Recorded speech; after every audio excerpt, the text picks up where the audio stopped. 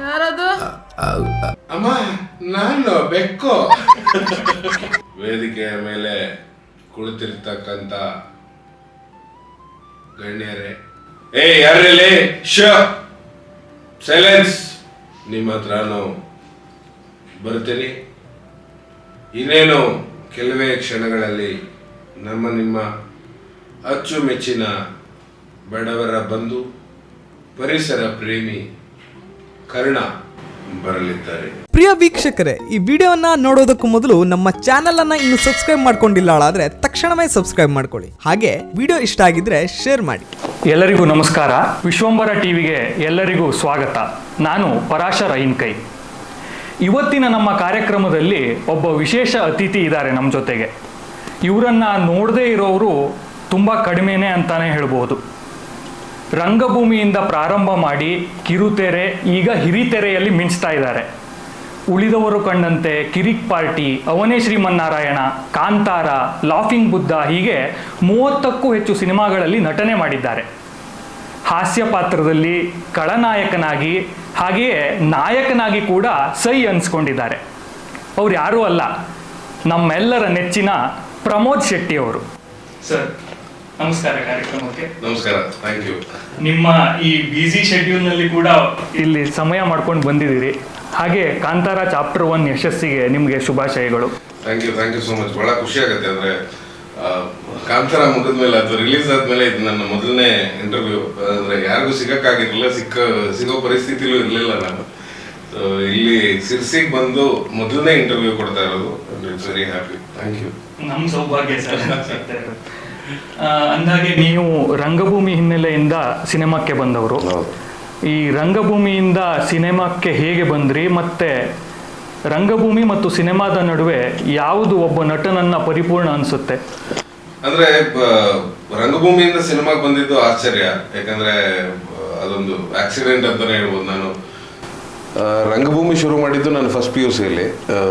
College ಯಾವಾಗ ಅರ್ಧ ವರ್ಷ ಪೂರ್ತಿ ಬಂಕ್ ಹಾಕಿದ್ದೆ, ಇನ್ನು ಅರ್ಧ ವರ್ಷ ಅಟೆಂಡ್ ಮಾಡಲೇಬೇಕಾಗಿತ್ತು ಪ್ರಿನ್ಸಿಪಲ್ರ ಮತ್ತು ನನ್ನ ತಂದೆಯ ಹಠದಿಂದ. ಆವಾಗ ನನಗೆ ರ್ಯಾಲಿ ಡ್ರೈವರ್ ರೇಸಿಂಗ್ ಮಾಡಬೇಕು ಅಂತ ಭಾರಿ ಹುಚ್ಚಿತ್ತು. ಆವಾಗ ರಂಗಭೂಮಿ ಆಗಲಿ, ನಾಟಕ ಆಗಲಿ ಅಥವಾ ಆ್ಯಕ್ಟಿಂಗ್ ಆಗಲಿ, ಇದು ಯಾವುದೂ ಪ್ಯಾಷನ್ನೇ ಇರಲಿಲ್ಲ ನನ್ನ ತಲೆಯಲ್ಲಿ. ಸೊ ರ್ಯಾಲಿ ಕಾರ್ ಓಡಿಸ್ಬೇಕು ಅನ್ನೋದು ಭಾರಿ ದೊಡ್ಡ ಹುಚ್ಚ ಆ ಟೈಮಲ್ಲಿ. ಸೊ ಅದ್ರ ಮೇಲೆ ಜಾಸ್ತಿ ಕಾನ್ಸಂಟ್ರೇಟ್ ಮಾಡ್ತಿದ್ದೆ. ಅರ್ಧ ವರ್ಷ ಅದ್ರಲ್ಲಿ ಹೊರಟೋಯ್ತು. ಸೊ ಇನ್ನು ಅರ್ಧ ವರ್ಷ ನಾನು ಕಾಲೇಜ್ ಅಟೆಂಡ್ ಮಾಡುವಂಥ ಪ್ರಿನ್ಸಿಪಲ್ ಮತ್ತು ಪಪ್ಪ ಎಲ್ಲ ಬೈದಾಗ ಆಯಿತು ಅಂತ ಹೋಗಿ ಕೂತಾಗ ನನಗೆ ಒಂದು ಮೆಮೊ ಬಂತು. ಒಂದು ತಿಂಗಳಾದ್ಮೇಲೆ, ರಂಗಭೂಮಿಯಲ್ಲಿ ಆಸಕ್ತರು ಯಾರು ಇದ್ರೆ ಬಂದು ಸೇರ್ಕೋಬಹುದು, ಒಂದು ತಂಡ ಕಟ್ತಾ ಇದ್ದಾರೆ, ಕಾಲೇಜಿಂದ ಒಂದು ಇದಕ್ಕೆ ಕಾಂಪಿಟೇಷನ್ಗೆ ಹೋಗ್ತಾ ಇದ್ದಾರೆ ಅಂತ. ನನಗೇನು ಇಂಟ್ರೆಸ್ಟ್ ಇರಲ್ಲ, ನಾನು ಸುಮ್ಮನೆ ಕೂತಿದ್ದೆ. ಇವತ್ತಿನ ಗುಬ್ಬಿ ಮೇಲೆ ಬ್ರಹ್ಮಾಸ್ತ್ರ ಮತ್ತೆ ಈಗ ಇನ್ನೊಂದು ಸಿನಿಮಾ ಡೈರೆಕ್ಟ್ ಮಾಡ್ತೀನಿ 8 ಅಂತ. ಆ ಸಿನಿಮಾದ ನಿರ್ದೇಶಕ ಸುಜಯ್ ಶಾಸ್ತ್ರಿ ಅಂತ. ಸೊ ಅವನು ನಾನು ಕ್ಲಾಸ್ಮೇಟ್ಸು. ಸೊ ಅವನು ನನ್ನ ಕೈನ ಹಿಂಗಿರ್ತದ, ನಮ್ಗೆ ನಾಟಕ ಗಿಟ್ಕ ಎಲ್ಲ ಬರಲ್ಲ, ಇಲ್ಲ ತೊಂದರೆ ಇಲ್ಲ ಬಾ ಮಗ, 1-2 ತಿಂಗಳ ಅಟೆಂಡೆನ್ಸ್ ಸಿಗುತ್ತೆ ಅಂತಂದ. ಸೊ ಆ 2 ತಿಂಗಳ ಅಟೆಂಡೆನ್ಸಿನ ಆಸೆ ಮೋಸ್ಟ್ಲಿ ನನ್ನನ್ನ ಕರ್ಕೊಂಡ್ಬಂದು ಇವತ್ತು ಇಲ್ಲಿ ಕೂರಿಸಿದ. ಆಸೆ ಓಕೆ ಅಟೆಂಡೆನ್ಸ್ ಸಿಗತ್ತಲ್ಲ ಅಂತ ಹೋದೆ. ಬಟ್ ಅಲ್ಲಿಗೆ ಹೋದ್ಮೇಲೆ ಅದು ನನ್ನನ್ನ ಕಂಪ್ಲೀಟ್ ಆಗಿ ಬದಲಾಯಿಸ್ತು. ಅಂದ್ರೆ ಯಾವುದನ್ನ ನಾನು ಇಷ್ಟು ವರ್ಷ ನೋಡಿರ್ಲಿಲ್ವೋ ಅದೊಂದು ಹೊಸ ಪ್ರಪಂಚ ತರ ಅನ್ನಿಸ್ತು ನನಗೆ ರಂಗಭೂಮಿ. ಅಲ್ಲಿನ ಶಿಸ್ತು ಫಸ್ಟ್ ಆಫ್ ಆಲ್ ನನ್ನ ತುಂಬಾ ಅಟ್ರಾಕ್ಟ್ ಮಾಡಿತ್ತು. ಅಂದ್ರೆ ಒಳಗೆ ಬರೋಕ್ಕಿಂತ ಮುಂಚೆ ಚಪ್ಪಲಿನ ಎಲ್ಲರೂ ಒಂದೇ ರೋಲ್ ಬಿಡಬೇಕು, ಜೋಡಿಸಿರಬೇಕು, ಅದು ಆ ಕಡೆ ಈ ಕಡೆ ಹೋಗಂಗಿಲ್ಲ. ಒಳಗೆ ಬಂದ್ಮೇಲೆ ನೀವು ನಿಮ್ಮ ಜಾಗವನ್ನ ನೀವೇ ಕ್ಲೀನ್ ಮಾಡಿಕೊಂಡು ರಿಹರ್ಸಲ್ಗಾಗಿರ್ಬೋದು, ಪ್ರಾಕ್ಟೀಸ್ಗಾಗಿರ್ಬೋದು ಅಥವಾ ವರ್ಕ್ಶಾಪ್ಗಾಗಿರ್ಬೋದು ನಾವೇ ರೆಡಿ ಮಾಡ್ಕೋಬೇಕಾಗಿತ್ತು. ಆ ಥರದ್ದೆಲ್ಲ ಒಂದಿಷ್ಟು ಶಿಸ್ತುಗಳು ನನಗೆ ಭಾಳ ಇಷ್ಟ ಆಗ್ತಾ ಬಂತು. ಅಂದರೆ ನಿಮ್ಗೆ ಮೇಲೂ ಕೀಳು ಇಲ್ಲ, ನೀನು ಕಾರಲ್ಲಾರು ಬಾ, ಬಸ್ಸಲ್ಲಾರು ಬಾ, ನಿಮ್ಮಪ್ಪ ಏನು ಬೇಕಾರಾಗಿರಲಿ ಎಲ್ಲರೂ ನೆಲದ ಮೇಲೆ ಕೂರಬೇಕು, ಅದೇ ಸರ್ಕಲಲ್ಲಿ ಕೂರಬೇಕು. ಯಾರು ಜಾತಿ ಮತ ಕೇಳಲ್ಲ, ಯಾರು ನಿಮಗೆ ನಿನ್ನ ಹತ್ರ ಎಷ್ಟಿದೆ ಏನಿದೆ ಅಂತ ಕೇಳಲ್ಲ. ಸೊ ಅಂತಸ್ತು ಇದು ಯಾವುದು ಅಡ್ಡ ಬರದೇ ಇದ್ದಾಗ ಅದು ತುಂಬ ಅಟ್ರಾಕ್ಟ್ ಮಾಡುತ್ತೆ ನನಗೆ ಮೋಸ್ಟ್ಲಿ. ಬೇಸಿಕಲಿ ನನ್ಗೆ ಆ ಖುಷಿಗೋಸ್ಕರ ನಾನು ರಂಗಭೂಮಿನ 2ನೇ ವರ್ಷನೂ ಕಂಟಿನ್ಯೂ ಮಾಡಿದೆ ಸೆಕೆಂಡ್ PUC ಇದ್ದಾಗ. ಆಮೇಲೆ ಫಸ್ಟ್ PUC ಒಂದು ತಂಡ ಕಟ್ಕೊಂಡ್ವಿ, ರಂಗಸೌರಭ ಅಂತ ಹೇಳಿ. ಸೀನಿಯರ್ಸ್ ಎಲ್ಲ ಇದ್ದರು, ಅವ್ರ ಜೊತೆಲಿ ಸೇರಿ ರಂಗಸೌರಭ ಅಂತ ಒಂದು ತಂಡ ಕಟ್ಕೊಂಡ್ವಿ. ಅದಾದಮೇಲೆ 2ನೇ ವರ್ಷಕ್ಕೆ ಬಂದಾಗ ಇಂಟ್ರೆಸ್ಟ್ ಡಬಲ್ ಆಯಿತು. ಕೃಷ್ಣಮೂರ್ತಿ ಕೌತಾರ್ ನನ್ನ ಗುರುಗಳು. ಸೊ ಅವರ ಕೆಳಗೆ ಬಹಳಷ್ಟು ವರ್ಷ ಕೆಲಸ ಮಾಡಿದೆ. ಇದೆಲ್ಲ ಆದ ನಂತರ ನನಗೆ ರಂಗಭೂಮಿನೇ ತುಂಬಾ ಅಂದರೆ ಕಂಫರ್ಟಬಲ್ ಅನ್ನಿಸ್ತಾ ಇತ್ತು. ಆ ಸಮಯದಲ್ಲಿ ನಾನೊಂದು ನಾಟಕ ಮಾಡಬೇಕಾದ್ರೆ ರಕ್ಷಿತ್ ಮತ್ತೆ ರಿಷಬ್ ಇಬ್ರು ರಂಗಶಂಕರಕ್ಕೆ ನಾಟಕ ನೋಡೋಕೆ ಬಂದಿದ್ರು. ಅಂದ್ರೆ ರಿಷಬ್ ನನ್ನ ಕ್ಲಾಸ್ಮೇಟ್, ನಾನು ಅವ್ನ ಒಟ್ಟಿಗೆ ನಾಟಕ ಮಾಡಿದ್ವಿ. ಸೊ ಅವನಿಗೆ ಇನ್ವಿಟೇಷನ್ ಕಳಿಸಿದ್ದೆ, ಬಾ ರಂಗಶಂಕರದಲ್ಲಿ ಶೋ ನಡೀತಾ ಇದೆ ಅಂತ. ಯೂಶಲಿ ಗೊತ್ತಲ್ಲ ರಂಗಭೂಮಿಯವರು ಶೋ ಇದೆ ಅಂದ್ರೆ ಎಲ್ಲರಿಗೂ ಮೆಸೇಜು ಫೋನ್ ಮಾಡ್ತಿರ್ತೀವಿ, ಜನ ಒಟ್ಟಾಕ್ಬೇಕಲ್ಲ ಅಂತ. ಸೊ ಹಂಗೆ ಫೋನ್ ಮಾಡಿದಾಗ ರಕ್ಷಿತ್ ರಿಷಬ್ ಇಬ್ರು ರಂಗಶಂಕರಕ್ಕೆ ಶೋ ನೋಡಕ್ ಬಂದ್ರು. ಶೋ ನೋಡಕ್ ಬಂದಾಗ ಅವರು ಆಕ್ಚುಲಿ ಉಳಿದವರ ಗಂಡಂತೆ ಸ್ಕ್ರಿಪ್ಟ್ ಮಾಡ್ತಾ ಇದ್ರು. ರಕ್ಷಿತ್ ಬರ್ತಿದ್ದ, ಇವನು ಅದನ್ನ ಟ್ರಾನ್ಸ್ಲೇಟ್ ಮಾಡ್ತಿದ್ದ. ಸೊ ಬಂದು ನೋಡಿದ್ಮೇಲೆ ನಾನು ನಾಟಕ ಮುಗಿಸ್ಕೊಂಡು ಆಚೆ ಬಂದೆ. ಅವಾಗ ರಕ್ಷಿತ್ ಕೇಳಿದೆ, ಶೆಟ್ರೆ ನಂದೊಂದು ಸಿನಿಮಾ ಬರೀತಾ ಇದ್ದೀನಿ, ಅದ್ರಲ್ಲಿ ಒಂದು ಕ್ಯಾರೆಕ್ಟರ್ ಇದೆ, ಮಾಡ್ತೀರಾ ಅಂತ. ನಾನು ಸಿನಿಮಾ ಗಿನ್ಮಾ ಎಲ್ಲ ಮಾಡಲ್ಲ, ನಾನು ರಂಗಭೂಮಿಲಿ ನೆಮ್ಮದಿಯಾಗಿದ್ದೀನಿ, ನನ್ನನ್ನು ಯಾರು ಕರಿಬೇಡಿ ಅಂತಂದೆ. ಅಂದ ಕೂಡಲೇ ರಿಷಬ್ ಪಕ್ಕದಲ್ಲಿದ್ದವನು ಒಂದು 15-20 ನಿಮಿಷ ಕುಂದಾಪುರ ಕನ್ನಡದ ಎಲ್ಲಾ ಸಂಸ್ಕೃತ ಪದಗಳನ್ನು ಸೇರಿಸಿ ಬೈದ. ಅವನು ಬೈದ ಮೇಲೆ ಓಕೆ ಸರಿ ಆಯ್ತು, ಫ್ರೆಂಡ್ ಹೇಳ್ತಾ ಇದ್ದಾನಲ್ಲ ಅಂತ ಇದೊಂದೇ ಟ್ರೈ ಮಾಡ್ತೀನಿ, ಇದೊಂದು ಸಿನಿಮಾ ಟ್ರೈ ಮಾಡ್ತೀನಿ, ಮತ್ತೆ ನನ್ನನ್ನು ಯಾವುದಕ್ಕೂ ಕರೆಯೋಂಗಿಲ್ಲ ನೀವು ಅಂತ ಹೇಳಿ ಒಪ್ಕೊಂಡೆ ಆ ಸಿನಿಮಾಗೆ. ಆ ಸಿನಿಮಾ ಮುಗಿದ ನಂತರ ಮೋಸ್ಟ್ಲಿ ನನಗೆ ಬೇರೆ ಯಾವ ಪರಿಸ್ಥಿತಿನೂ ವಾಪಸ್ ಹೋಗ್ಬೇಕು ಅಂತ ಅನಿಸ್ಲೇ ಇಲ್ಲ. ಅಂದ್ರೆ ನೀನು ಸಿನಿಮಾ ಮಾಡಬೇಡ, ಹಿಂದಕ್ಕೆ ಹೋಗು ಅನ್ನೋ ಥರದ ಪರಿಸ್ಥಿತಿನೇ ಬರಲಿಲ್ಲ. ಅವಕಾಶಗಳು ಕೈ ಬೀಸಿ ಕರೀತಾನೆ ಇತ್ತು. ಅದಾದ್ಮೇಲೆ ಹೊಸ ಹೊಸ ನಿರ್ದೇಶಕರ ಜೊತೆ ಕೆಲಸ ಮಾಡೋಂಗಾಯ್ತು.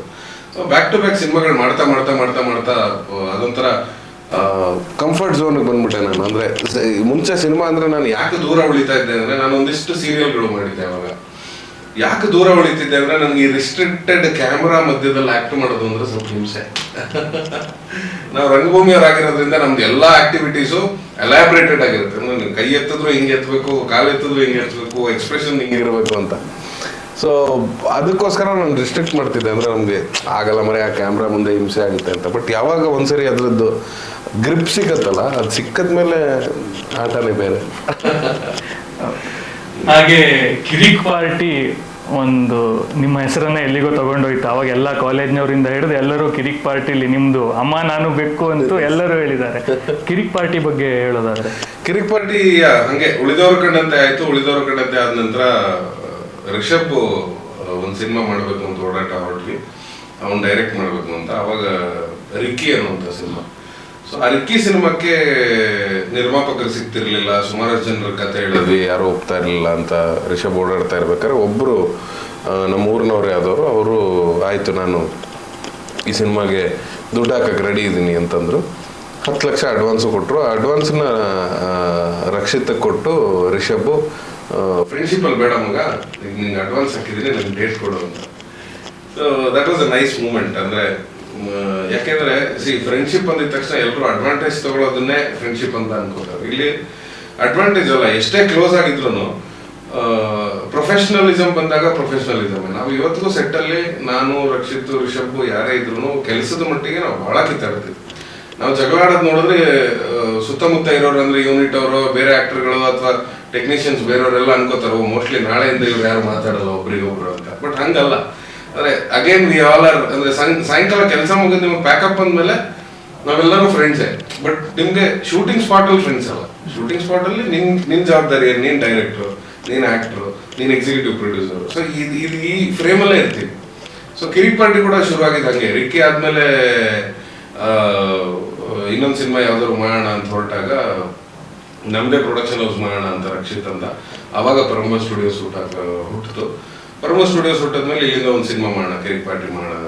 ಕಿರಿಕ್ ಪಾರ್ಟಿಗಿಂತ ಮುಂಚೆ ಆಕ್ಚುಲಿ ಅವನೇ ಶ್ರೀಮನ್ನಾರಾಯಣ ಇತ್ತು ತಲೆಯಲ್ಲಿ. ಸೊ ಅವನೇ ಶ್ರೀಮನ್ನಾರಾಯಣ ಆಗ್ಬೇಕಿತ್ತು. ಅದು ತುಂಬಾ ದೊಡ್ಡ ಬಡ್ಜೆಟ್. ಸೊ ಪ್ರೊಡಕ್ಷನ್ ಹೌಸ್ ಕಟ್ಟಿದ ತಕ್ಷಣ ಇಷ್ಟು ದೊಡ್ಡ ಬಡ್ಜೆಟಿನ ಸಿನಿಮಾ ಮಾಡೋದು ಸ್ವಲ್ಪ ಕಷ್ಟ ಅಂತ ಹೇಳಿ ಆಗಿನ ಕಾಲಕ್ಕೆ, ಮೀನ್ಸ್ ಅರೌಂಡ್ 8 ಇಯರ್ಸ್ ಬ್ಯಾಕ್, ಇವತ್ತಿನ 8-10 ವರ್ಷದ ಹಿಂದೆ ಒಂದು 8-9 ಕೋಟಿಯ ಸಿನಿಮಾ ಅವಾಗ ನಾವು ಬಡ್ಜೆಟ್ ಹಾಕಿದಾಗ. ಸೊ ಇಷ್ಟು ದೊಡ್ಡ ಬಡ್ಜೆಟ್ ನಮ್ಗೆ ಹಾಕಕ್ಕೆ ಕಷ್ಟ ಆಗುತ್ತೆ, ಬೇರೆ ಯಾವ್ದಾದ್ರು ಸಬ್ಜೆಕ್ಟ್ ಮಾಡೋಣ ಅಂದಾಗ ಕಿರಿಕ್ ಪಾರ್ಟಿ ಆಲ್ರೆಡಿ ರಕ್ಷಿತ್ ಬರ್ದಿಟ್ಟಿದ್ದ, ಅಂದ್ರೆ 1 ಲೈನರ್ ಬರ್ದಿಟ್ಟಿದ್ದ. ಸೊ ಅದ್ರ ಮೇಲೆ ಇಡೀ ತಂಡ ಅಂದ್ರೆ 7 ವಾಟ್ಸ್ ಅಂತ ರಕ್ಷಿತ್ ತಂಡ ಅವ್ರು ಕೂತು ಅದ್ರ ಮೇಲೆ ರೈಟಿಂಗ್ ಮಾಡಿ ಕಿರಿಕ್ ಪಾರ್ಟಿ ರೆಡಿ ಆಯ್ತು. ಸೊ ಕಿರಿಕ್ ಪಾರ್ಟಿ ರೆಡಿ ಆದ್ಮೇಲೆ ಎಕ್ಸಿಕ್ಯೂಟಿವ್ ಪ್ರೊಡ್ಯೂಸರ್ ಆಗಿ ನೀನೇ ಮಾಡು ಪ್ರಮೋದ ಅಂತ, ಯಾಕಂದ್ರೆ ನಮ್ದೇ ಪ್ರೊಡಕ್ಷನ್ ಹೌಸ್ ಆಗಿರೋದ್ರಿಂದ ಸೊ ಕಂಪ್ಲೀಟ್ ಪ್ರೊಡಕ್ಷನ್ ಜವಾಬ್ದಾರಿ ನೀವೇ ತಗೊಳ್ಳಿ ಅಂತ.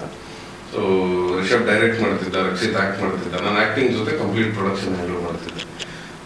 Beautiful experience. ಅಂದ್ರೆ it was like a family. ಎಷ್ಟು ಕಷ್ಟಗಳು ಬಂದ್ರು ಆ ಇಡೀ ಸಿನಿಮಾ ಶೂಟಿಂಗ್ ಪ್ರೋಸೆಸ್ ಅಲ್ಲಿ ಬಹಳ ಎಂಜಾಯ್ ಮಾಡ್ಕೊಂಡು ಮಾಡಿದಂತ ಸಿನಿಮಾ. ಎಂಜಾಯ್ ಮಾಡ್ಲಿಲ್ಲ ಅಂದ್ರೆ ಆ ಸಿನಿಮಾ ಮಾಡಕ್ಕಾಗಲ್ಲ, ಯಾಕಂದ್ರೆ ಅದು ಇರೋದೇ ಫನ್ ಬೇಸ್ ಸಿನಿಮಾ. ಅದು ನೀವು ಎಷ್ಟೇ ಎಮೋಷನಲ್ ಸೀನ್ಸ್ ಇದ್ರು, ಲವ್ ಬಗ್ಗೆ ಎಷ್ಟೇ ಎಮೋಷನ್ಸ್ ಇದ್ರು, ನಿಮ್ಗ ಫ್ರೆಂಡ್ಸ್ ಗ್ಯಾಂಗ್ ಅನ್ನೋದೇನಿದೆ ಅದು ನಿಮ್ ಮುಖದಲ್ಲಿ ನಗು ತರಿಸುತ್ತೆ ಸಿನಿಮಾ ನೋಡಕ್ ಬಂದವ್ರಿಗೆ ಎಲ್ರಿಗೂ. ಅದ್ರ ಸಕ್ಸಸ್ಸು ಕೂಡ ಅಷ್ಟು ಕಾಲೇಜ್ ಹುಡುಗರೇನೆ. ಅಂದ್ರೆ ಅವತ್ತಿನ ಇಂಜಿನಿಯರಿಂಗು ಅಥವಾ ಡಿಗ್ರಿನೂ ಓದ್ತಾ ಇದ್ದಂತ ಕಾಲೇಜ್ ಮಕ್ಕಳು ಅಥವಾ ಆಗ್ತಾನೆ ಪಾಸ್ ಆದಂತವ್ರು ಅಂಡ್ ರೀಸೆಂಟ್ ಆಗಿ ಒಂದು 5-6 ವರ್ಷದ ಹಿಂದೆ ಪಾಸ್ ಆಗಿ ಅದನ್ನೆಲ್ಲ ಕಾಲೇಜ್ ಲೈಫ್ ನ ರಿಕಾಲ್ ಮಾಡ್ತಿದ್ದವರು ಇವ್ರುಗಳೇ ಬಿಗ್ಗೆಸ್ಟ್ ಸ್ಟ್ರೆಂತ್, ಅದಕ್ಕೆ ಬಿಗ್ಗೆಸ್ಟ್ ಆಡಿಯನ್ಸ್. ಸೊ ಹಂಗಾಗಿ ಇಟ್ ವರ್ಕ್ಡ್ ವೆಲ್. ಅಂಡ್ ಅನುಭವ ಹೇಳ್ಕೊಂಡ್ರು ಅಂದ್ರೆ ಹೇಳ್ಕೊಳಕ್ ಆಗದೆ ಇರೋಂಥ ಎಕ್ಸ್ಪೀರಿಯನ್ಸ್ಗಳು ಸುಮಾರಿದೆ ಅದರಲ್ಲಿ. ಪ್ರತಿ ಹೆಜ್ಜೆಯಲ್ಲೂ ಹೊಸ ಹೊಸ ಆರ್ಟಿಸ್ಟ್ಗಳು, ಇನ್ಕ್ಲೂಡಿಂಗ್ ರಶ್ಮಿಕಾ ಇರ್ಬೋದು ಅಥವಾ ನಮ್ಮ ಸಂಯುಕ್ತ ಹೆಗಡೆ ಇರ್ಬೋದು, ಆಮೇಲೆ ಅಲ್ಲಿ ಫ್ರೆಂಡ್ಸ್ ಗ್ಯಾಂಗ್ ಅಲ್ಲಿ ಇದ್ದಂತ ಸುಮಾರಷ್ಟು ಜನ ಹುಡುಗರು ಎಲ್ಲರೂ ಕೂಡ ನಿಮ್ಗೆ ಹೊಸ ಟ್ಯಾಲೆಂಟ್. ಅಂದ್ರೆ ಯಾರು ಮುಂಚೆ ಎಲ್ಲೋ ಕಾಣಿಸ್ಕೊಂಡವ್ರಲ್ಲ. ಅಂಡ್ ರಕ್ಷಿತ್ ಮತ್ತೆ ರಿಷಬ್ಗೆ ಬಿಗ್ಗೆಸ್ಟ್ ಸ್ಟ್ರೆಂತ್ ರಿಷಬ್ಗೆ ಇರೋದೇನು ಅಂದ್ರೆ, ನೀವು ಅವನ್ನ ನಾನ್ ಆಕ್ಟರ್ನ ತಗೊಂಬಂದು ಕೊಟ್ರು ಅವ್ನು ಆ ಕ್ಯಾರೆಕ್ಟರ್ಗೆ ಸೂಟ್ ಆಗ್ತಾನೆ ಅಂತ ಅನ್ಸಿದ್ರೆ ಅವನ ಹತ್ರ ಆಕ್ಟಿಂಗ್ ಮಾಡಿಸ್ತಾನ. ಅವನಿಗೆ ಗೊತ್ತಿಲ್ಲ, ನೀನು ಇಷ್ಟೇ ಮಾಡ್ಬೇಕಾಗಿರೋದು, ನೀ ಆಕ್ಟಿಂಗ್ ಮಾಡ್ಬಿಡ, ನೀನು ಇಷ್ಟೇ ಹೇಳು, ಇಷ್ಟೇ ಕಂಡ್ಬಿಡು, ಇಷ್ಟೇ ಬಾಯಿ ಬಿಡು, ಇಷ್ಟೇ ತಿರುಗು, ಹಿಂಗೆ ತಿರುಗು ಅಂತ. ಆ ಥರದ ಕ್ರಾಫ್ಟ್ ವರ್ಕ್ ಇದೆಯಲ್ಲ ಅದು ರಿಷಬ್ಗೆ ಚೆನ್ನಾಗಿ ಗೊತ್ತಿದೆ. ಸೊ ಹಂಗಾಗಿ ನಾನ್ ಆಕ್ಟರ್ಸ್ ಹತ್ರ ಆಕ್ಟ್ ಮಾಡಿಸೋದು ಅವನಿಗೆ ಬಹಳ ಸುಲಭದ ಕೆಲಸ ಅಂತ ಅನ್ಸುತ್ತೆ. ಹೀಗೆ ಬಂದು ನಿಮ್ಮ ಸಿನಿಮಾ ಜೀವನ ನಂತರ ಲಾಫಿಂಗ್ ಬುದ್ಧದಲ್ಲಿ ನಾಯಕನಾಗಿ ಆಕ್ಟ್ ಮಾಡಿದ್ರಿ. ಈ ನಾಯಕನಾದ್ಮೇಲೆ ಅದು ನಿಮ್ಗೆ ಡಿಫರೆಂಟ್ ಅಂತ ಅನ್ಸಿತ್ತಾ ಅಥವಾ ಉಳಿದಿದ್ದು ನೀವು ಮಾಡಿ ಬಂದಂತ ಪಾತ್ರಗಳ ಹಾಗೆ ತಗೊಂಡ್ರ ನೀವು ಅದನ್ನ? ನಾನು ಇದನ್ನ ಸಿನಿಮಾ ರಿಲೀಸ್ ಟೈಮಲ್ಲೂ ಸುಮಾರು ಜನಕ್ಕೆ ಹೇಳಿದ್ದೆ ಈ ಮಾತನ್ನ. ಏನಂದ್ರೆ ನಾಯಕನಾದಾಗ ನಿಮ್ಗೆ ಹೇಗಿದೆ, ಫೀಲಿಂಗ್ ಹೆಂಗಿದೆ ಅಂತ. ಏನು ಚೇಂಜ್ ಆಗಿಲ್ಲ. ಯಾಕೆಂದ್ರೆ ನನಗೆ ರಂಗಭೂಮಿಯಲ್ಲಿ ಕಲ್ಸ್ಕೊಟ್ಟಿದ್ದು ನನ್ನ ಮೇಷ್ಟ್ರು ಅಥವಾ ನನ್ನ ಗುರುಗಳು ಸುಮಾರು ಜನರ ಜೊತೆ ಕೆಲಸ ಮಾಡಿದ್ದೀನಿ. ಪ್ರಮೋದ್ ಶಿಗಾವ್ ಆಗಿರ್ಬೋದು, ಕೃಷ್ಣಮೂರ್ತಿ ಕವತಾರ್ ಆಗಿರ್ಬೋದು, ವಿಜಯಶ್ರೀ ಅವರು, ನಟರಾಜ ಹೊನ್ನಳ್ಳಿ, ಬಸವಲಿಂಗಯ್ಯ ಅವರು, ಎಲ್ಲರ ಜೊತೆ ಕೆಲಸ ಮಾಡಿದ್ದೀನಿ. ಸೊ ಇವರೆಲ್ಲರೂ ನನಗೆ ಹೇಳ್ಕೊಟ್ಟಿದ್ದೇನು ಅಂದ್ರೆ, ನೀನ್ ಯಾವುದೇ ಸಣ್ಣ ಪಾತ್ರ ಆಗಲಿ ಅಂದ್ರೆ 2 ನಿಮಿಷಕ್ಕೆ ಸ್ಟೇಜ್ ಮೇಲೆ ಬಂದು ಬಟ್ ಆ ಅಟೆನ್ಷನ್ ನ ಗ್ರಾಬ್ ಮಾಡಬೇಕು ಆಡಿಯನ್ಸ್. ಆ 2 ನಿಮಿಷದಲ್ಲಿ ನೀನು ಒಂದು ಎಂಟ್ರಿ ಕೊಟ್ಟು ಎಕ್ಸಿಟ್ ಆದೆ ಅಂದ್ರೆ ಜನ ಚಪ್ಪಾಳೆ ತಟ್ಟಿದ್ರು ಅಂದ್ರೆ ನೀನ್ ಇಡೀ ನಾಟಕ ಇರ್ಬೇಕಾಗೇ ಇಲ್ಲ. ನೀ ಆ 2 ನಿಮಿಷದಲ್ಲಿ ಜನರು ಮನಸ್ಸನ್ನ ಗೆದ್ದಿದ್ಯಾ ಅಂದ್ರೆ ನಿನ್ ಪರ್ಫಾರ್ಮೆನ್ಸ್ ಇಸ್ ದ ಬೆಸ್ಟ್ ಅಂತ. ಸೊ ಹಂಗಾಗಿ ನಾನು ಯಾವುದೇ ಪಾತ್ರ ಕೊಟ್ರು ನಾನು ಅದಕ್ಕೆ 100% ಹಾಕೇ ಹಾಕ್ತೀನಿ. ನನ್ನ ಎಫರ್ಟ್ ಏನಿದೆ ಅದನ್ನ ನಾನು ಹಾಕೇ ಹಾಕ್ತೀನಿ. ಸೊ ನನಗೆ ಇದಕ್ಕೂ ಅದಕ್ಕೂ ದೊಡ್ಡ ಡಿಫ್ರೆನ್ಸ್ ಅನ್ಸಿಲ್ಲ. ಬಟ್ ನಾಯಕನಾದಾಗ, ನಾಯಕನಾಗದೇ ಇದ್ದಾಗ ನನಗೆ ಒಂದೇ ಒಂದು ಡಿಫ್ರೆನ್ಸ್ ಅನ್ಸಿದ್ದೇನು ಅಂದ್ರೆ, ಅಲ್ಲಿ ನಿನಗೆ ಸಿನಿಮಾದ ಫಿನಾನ್ಷಿಯಲ್ ಪಾರ್ಟ್ ಮೇಲೆ ನಿನಗೆ ಕಾನ್ಸಂಟ್ರೇಷನ್ ಬೇಕಾಗಿರ್ಲಿಲ್ಲ. ಎಲ್ಲಿ ನೀವು ನಾಯಕನಾಗದೇ ಇದ್ದಾಗ ಬಂದೆ, ನನ್ನ ಪಾತ್ರವನ್ನ ಅಚ್ಚುಕಟ್ಟಾಗಿ ನೀಟಾಗಿ ಅದನ್ನ ಹೆಂಗೆ ಪ್ರೆಸೆಂಟ್ ಮಾಡಬೇಕು ಮಾಡಿದೆ, ಅಲ್ಲಿಂದ ನಾನು ಹೊರಟೆ. ಆಮೇಲೆ ಪ್ರಮೋಷನ್ ಕರೀತಾರೆ, ಪ್ರೆಸ್ ಮೀಟ್ ಕರೀತಾರೆ, ಬರ್ತೀವಿ, ಅಲ್ಲಿ ಪ್ರಮೋಷನ್ ಮಾಡ್ತೀವಿ, ಆಮೇಲೆ ಹೊರಡ್ತೀವಿ. ಫಿನಾನ್ಷಿಯಲ್ ಇನ್ವಾಲ್ವ್ಮೆಂಟ್ ಇರಲ್ಲ. ಬಟ್ ಯಾವಾಗ ನೀವು ನಾಯಕನಾಗ್ತೀರಾ ನಿಮ್ಮ ಮೇಲೆ ಒಂದು ರೀತಿಯ ಪ್ರೆಷರ್ ಏನು ಅಂದ್ರೆ, ಓಕೆ ನಿನ್ನ ಸಿನಿಮಾಗೆ 4 ಕೋಟಿ ಖರ್ಚಾಗಿದೆ, ಸೊ ಈ 4 ಕೋಟಿ ನಿನ್ನ ಜವಾಬ್ದಾರಿ ಇವಾಗ ಅನ್ನೋ ತರ ಫೀಲಿಂಗ್ ಬಂದ್ಬಿಡುತ್ತೆ. ಅದು ಯೂಶಲಿ ರಿಷಬ್ ನನಗೆ ಆ ಪ್ರೆಷರ್ ಕೊಡ್ಲಿಲ್ಲ. ಅಂದ್ರೆ ಅವನೇ ಪ್ರೊಡ್ಯೂಸರ್ ಆಗಿದ್ರಿಂದ ನೀನು ಈ 4 ಕೋಟಿ ರಿಕವರ್ ಆಗ್ಲೇಬೇಕು ನನಗೆ ಅಥವಾ ನಮ್ಗೆ ವಾಪಸ್ ಬರ್ಲೇಬೇಕು, ಆ ಥರದ್ದು ಏನೂ ಪ್ರೆಷರ್ ಇರಲಿಲ್ಲ ನನಗೆ. ಬಟ್ ನನಗೆ ಸೆಲ್ಫ್ ಅನ್ನಿಸ್ತಾ ಇತ್ತು. ಯಾಕಂದ್ರೆ ರಿಷಬ್ ಶೆಟ್ಟಿ ಫಿಲಮ್ಸ್ ಕಟ್ಟಿದ್ದಾಗಿರ್ಬೋದು, ಪರಮ ಸ್ಟುಡಿಯೋಸ್ ಕಟ್ಟಿದ್ದಾಗಿರ್ಬೋದು, 2 ಹೊತ್ತಿನಲ್ಲಿ ಜೊತೆಲೇ ಇದ್ದಂಥವನು, ಅಷ್ಟು ಸಿನಿಮಾದ ಎಕ್ಸಿಕ್ಯೂಟಿವ್ ಪ್ರೊಡ್ಯೂಸರ್ ಆಗಿ ನಾನೇ ನೋಡ್ಕೊಂಡವನು. ಸೊ ನನ್ನ ಫಿನಾನ್ಷಿಯಲ್ ಪ್ರೆಷರ್ ಹೆಂಗಿರುತ್ತೆ ಅಂತ ಗೊತ್ತಿತ್ತು. ಬಟ್ ಒಬ್ಬ ನಾಯಕನಾದಾಗ ಮೋಸ್ಟ್ಲಿ ಪರ್ಫಾರ್ಮೆನ್ಸ್ ಅಲ್ಲಿ ಏನೂ ಡಿಫ್ರೆನ್ಸ್ ಆಗಲಿಲ್ಲ ನನಗೆ. ಫಿನಾನ್ಷಿಯಲ್ ಟರ್ಮ್ಸ್ ಬಂದಾಗ ಅಥವಾ ಸಿನಿಮಾದ ಬಿಸ್ನೆಸ್ ಅಂತ ಬಂದಾಗ slightly I felt that pressure.